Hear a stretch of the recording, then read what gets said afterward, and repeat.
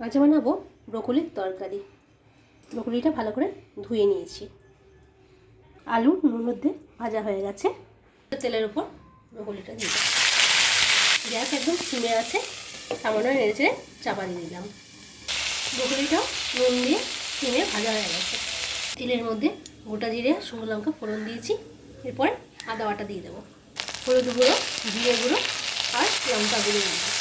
সামান্য জল দিয়ে দিলাম। যেহেতু নিরামিষ তাই হাফ চামচ মতো চিনি দিলাম। এরপরে একটা টমেটো কুচি দিয়ে দেবো। টমেটো দেওয়ার পরেই নুন দিয়ে দিয়েছি। টমেটোটা একটু গলে নিই। মটরশুঁটি দিয়ে দিলাম।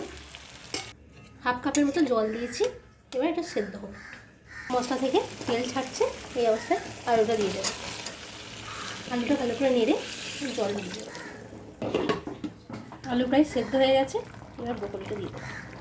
ঘি আর গরম মশলা দিয়ে নামিয়ে নিলাম। নিরামিষ ব্রকলির তরকারি রেডি।